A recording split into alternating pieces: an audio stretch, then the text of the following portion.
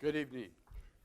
One of the things I love about visiting indigenous cultures is it lets me step back in time and see how we all lived centuries ago.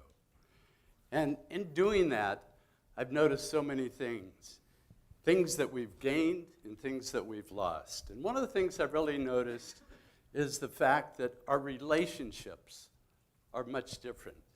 And first of all, our relationship to the land. In indigenous cultures, there's no grocery store.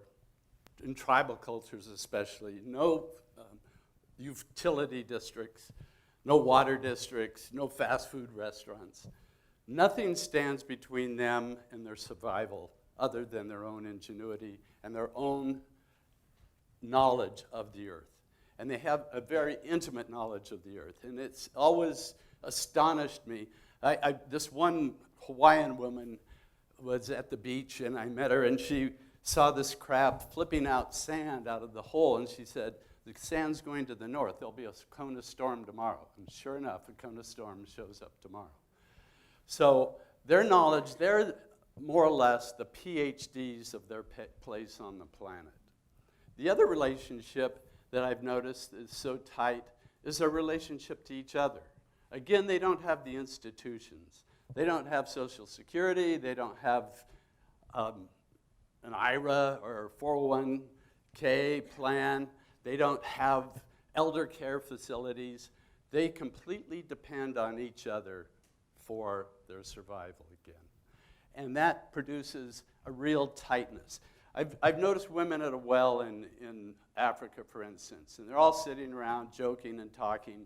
They're nursing their babies, and the woman that needs to go to get the water will take her baby and pass it to another woman. She'll start nursing it. That woman will see her goat run off, and she'll pass the baby to a third woman, and she'll start nursing it. So these kids are kind of even raised communally. They live in extended families, and that brings a real tightness.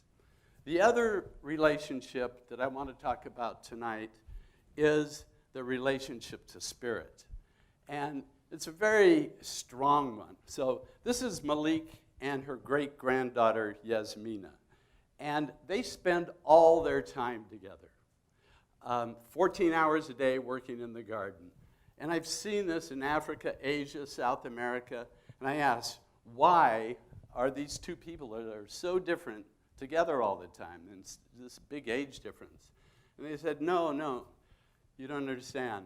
Yasmina is just about coming out of the spirit world, and Malik is just about to go back into the spirit world. So they really do have the most in common.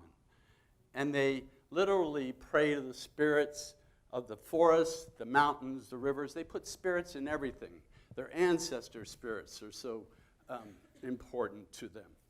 So in the beginning, I sort of looked at this as superstition, uneducated, naive thinking. And over the last 30 years, I've slowly changed. And I want to talk to you a little bit about how that change came about. So about 25 years ago, I was doing a project in Tibet on the human rights issue there.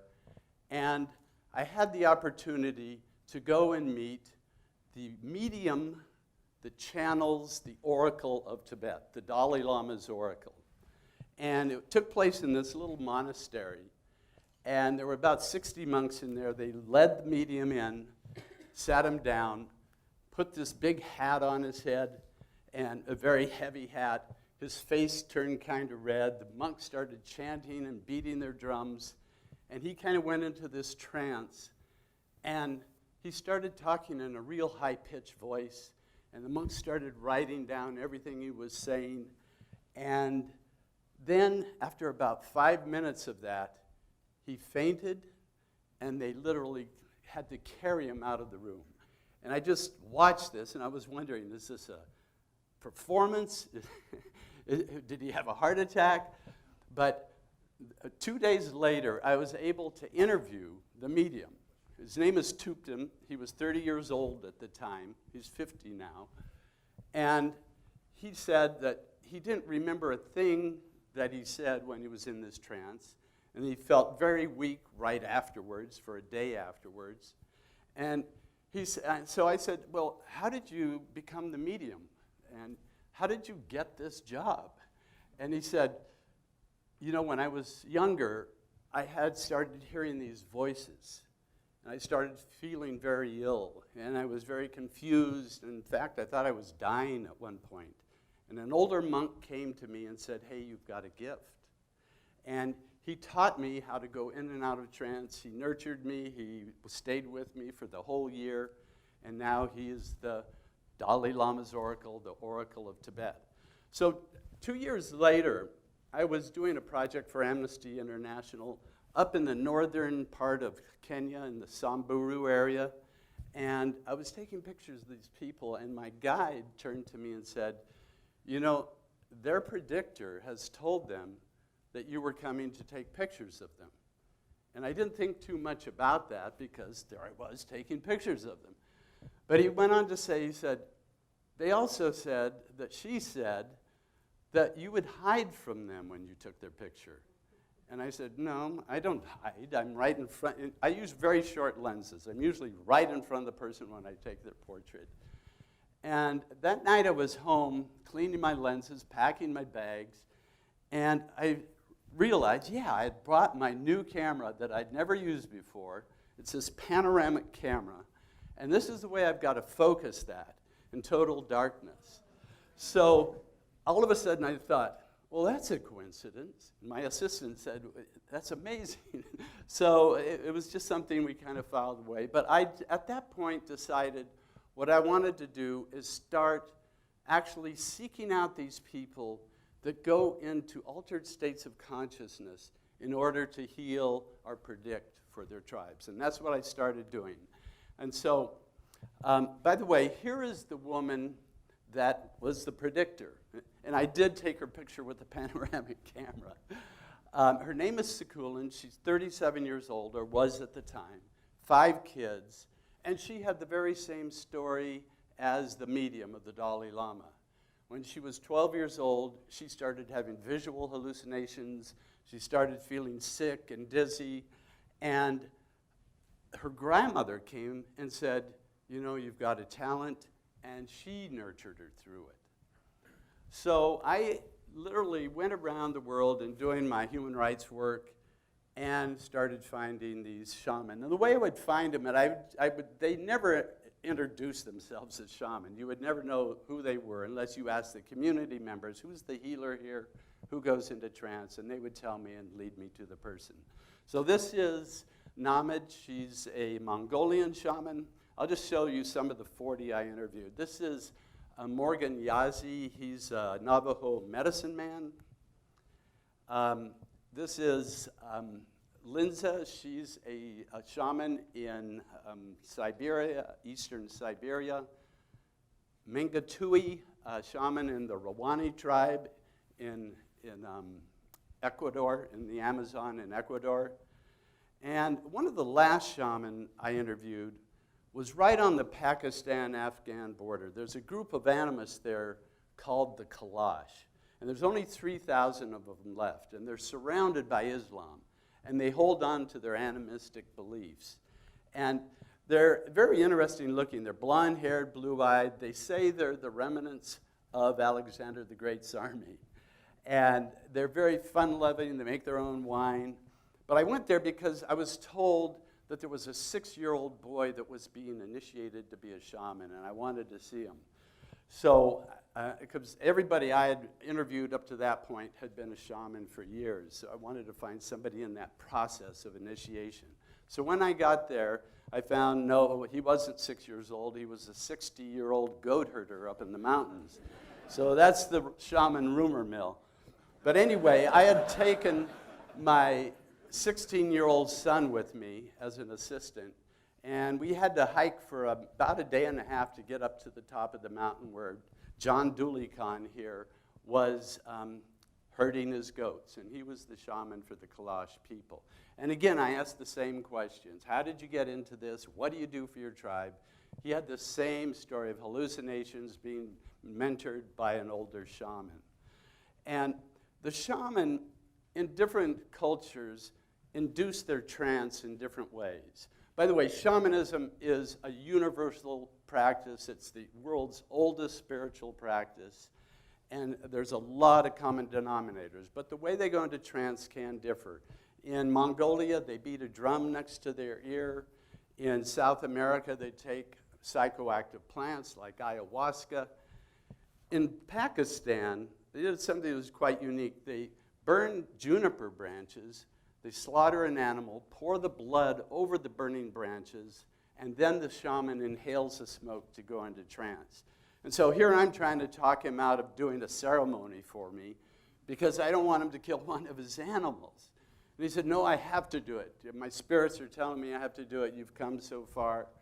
So the next morning, his son started the fire, started burning the juniper branches, and he started praying to the mountain spirits, the spirits of the forests. And they slaughtered the animal, and he started inhaling the smoke, and then he went into trance. And he stayed into trance for about 5 or 10 minutes.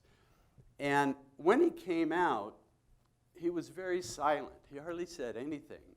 And he was very talkative before he went into trance, and I thought, well, this is kind of strange. And I asked one of his sons, through my interpreter, what happened to him? What did he say? Did he see anything? And the son just said, the only thing he said is, your journey is going to be extremely difficult, but you're going to be safe. And that's all he said. So the next day, my son and I took off. We left his campment and walked down the mountain and headed up further into the Hindu Kush mountains. And we were out in the middle of nowhere. We had a Jeep, and my son started getting sick. And he evidently picked up a bug in the water around John Dulikan's camp. And the first day went by, couldn't keep anything down. Second day, third day, fourth day, couldn't keep anything down for 4 days. And he was getting so weak he could hardly walk. And I was totally freaked out. We pulled into this little village, and we happened to run into a doctor from Islamabad who was visiting his mother, and he happened to have a bag of glucose and saline and an IV drip and some oral hydration salts, and we brought Dax around. And it was to me, it was like a miracle that whole thing happened. But, so I'll tell you a little bit about the shaman. First of all, this is the common things with shamanism. It's not always true, but in general. They typically are identified with what they call the call. And the call, in the ones I interviewed, almost all of them, it was a psychological crisis. Secondly, they almost always have a mentor, somebody that's been through it and come out the other end of this psychological crisis and can show them the ropes and show them and tell them and comfort them along the way. And then they have to face what they call the initiation, and it's almost always this death, a death of their old self and a rebirth of a new self. And this rebirth, I don't know how to explain it. It's like they take on much more of an elevated consciousness. They expand their consciousness. Their awareness of who they are expands. They expand their circle of compassion. I guess that'd be the quickest way to say it. And as such, they learn to go into the spirit world where they believe the spirit world informs our world of reality here. So that's where things really happen. So they go there, get the information, come back to help people. And then after they've learned their trade, they begin their life of service, either a healer, a seer, a priest. And they typically do this for no money. I mean, this is something they just do. It's just something added to what they do. And in the beginning, many of them resist it because, like John Dulikan, he's still a goat herder. He still has to do that. But on top of that, he's the healer for the community. Sekulin has 5 kids that she has to take care of. On top of that, she's the healer of her community. So it is a lot of extra work. So it happened, I put that whole project aside because I didn't know what to do with it. I didn't know what to say about it. I felt I was getting in over my head into this world of consciousness and spirits and all this. But a year and a half ago, I met a young kid who had one of these psychological breaks. I just want to introduce you to him just a moment here. It was just this total shattering, and my mind just opened, and I started thinking of all these different things. And in that sense, it was beautiful. I found it was how I found the first time I had ever experienced a real connection to the universe, where I really felt like a part of this, that I was this was me. It was just like incredible. And so just absolutely amazing. And then I kept going, and then I went way too far, and then it got scary. It was just kind of like a panic, I don't know, put some medication in this kid and just hope for the best, but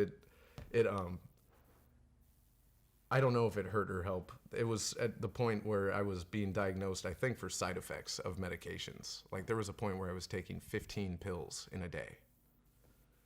And just, like, I felt like a lab rat. And the side effects were just awful, absolutely awful. Yeah. No, vomiting all day. I couldn't leave my house for so long from just like these awful anxiety attacks, and like the thought of interacting with people would make me sick to my stomach. It was just so much, and I still don't know. I don't know what was a side effect and what was my mind. So Adam was on drugs, on pharmaceuticals for about 4 years. And he was having such a hard time that he decided to go cold turkey, cut him off, and did a Vipassana meditation retreat. And for those of you who don't know what that is, they come in various forms, but this one was 10 days, silent meditation, 10 hours a day. It's very rigorous. I did one just to see what it was about, and it was one of the harder things I did. And he was able to stabilize himself. And he got a job at Whole Foods Market, which he hadn't been able to do before. And he started having what he called synchronicities, where he'd have a thought and the thing would happen. And by the way, he's very psychic. He has very strong healing potentials. But he has no confidence in what's happening to him. There's no one that's been able to conceptualize it for him. Anyway, he had these, and he decided he needed to go back and do another Vipassana. Well, they learned that he had this history of mental illness, and they sent him home. So the one avenue that he could have gotten relief from cut him off because of the stigma of his mental illness. So Adam isn't alone in this, by the way. Here's in having bipolar, schizophrenia, depression, any of these heavy psychological episodes. Here's some statistics from the National Institute of Mental Health. 1 in 5 of us will suffer a psychological crisis in our lifetime. And by the way, that's a rising figure right now. The other thing is 1 in 20 will become disabled because of it. And another interesting fact about this phenomena is 50% happens before the age of 14. By the way, most of the shaman, it happened either in their adolescence or in their teenage years. 75% before the age of 24. So it's more or less a phenomena of young people. So here's the difference in cultures that I notice. The shaman's advantage. 1, they have a cultural context. The physiological crisis, although it's difficult, it's believed to be, they put it in a positive light. It's something the person's going to come out of and be stronger in the end and have more abilities in the end. The other thing that's a big advantage is it's not stigmatized. I mean, if you have the stamp of mental illness on your forehead or on your dossier or whatever, you're not going to get a job. It's not like having diabetes, or even cancer. It's one of the most stigmatized things that can happen to the person in our culture. And especially if some kid is having these visions and he's not knowing what's happening to him, and the doctor comes and says, you're broken and you are this, you can imagine how that adds to the problem. So the other thing they have an advantage of, they have a mentor. They have somebody that's been through this process that can take and hold their hand and say, listen, I know what this is all about, and this is how you manage it. And the third thing that's a huge advantage is they have a community that buys into what they've gone through. And not only that, they have an outlet for their talents. And many of these people have specific talents that the normal person doesn't have. So that's what is an advantage if you're in one of these indigenous communities. I don't know if you heard the recent TED Talk by a woman by the name of Eleanor Longdon. Has anybody heard that one? It went viral. She did it a couple of months ago. This is a young woman. When she went to college, she started hearing voices. And she said, my nightmare began when I told my roommate I was hearing voices. The roommate said, you better see a doctor. So she went and saw the doctor. The doctor said, you better see a psychiatrist. She went to see the psychiatrist. The psychiatrist gave her the label, schizophrenia, put her on medications. By the way, these medications suppress the symptoms. They don't get at the root problem. And she said, from that point on, she just spiraled down. You ought to listen to her video on how she brought herself out of that. And she eventually got to the point where she said, I realized that those voices were helping me resolve this old childhood trauma of sexual molestation. But it took her and a couple of friends that believed in her to get her out of that hole that she had gone down in because of that stigma. So if you do have one of these issues, if one of us does have one of these issues, we go to somebody. The common method of treatment is to suppress the symptoms with pharmaceuticals. So with Adam, we've been following him on, and so I've been posting this on our blog over the last year and a half, how he's doing and what's going on. By the way, he's homeless now, like so many end up. And we've started interviewing professionals that take a whole different approach to this problem. And in fact, some of the psychiatrists, psychologists we've interviewed, and we're posting them as well, like to label many of these instances, not all of them, but many of them, as spiritual emergencies.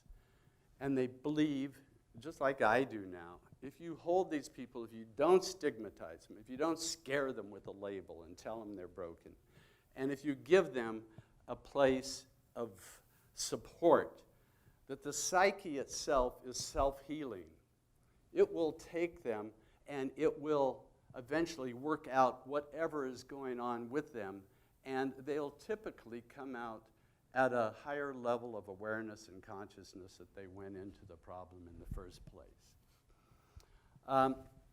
There are many people that believe, that we've interviewed, cultural historians, cultural anthropologists, that believe that our species right now is in crisis. You look at the environment, you look at the economic system, you look at what's happening with our continual wars, and we're being asked to raise our consciousness to a whole different level. And so I just want to end with this statement from one of our most famous scientists, and I love this statement. He says, or this quote, "We human beings tend to experience ourselves as something separate from the whole we call the universe." This is actually an optical delusion of our consciousness. It's like a prison for us. Our task is to free ourselves from this prison by widening our circle of compassion to embrace all living creatures and the whole of nature in its beauty. This striving for such an achievement is a path to our liberation and the only true foundation of our inner peace and security. That was Albert Einstein. So thank you very much.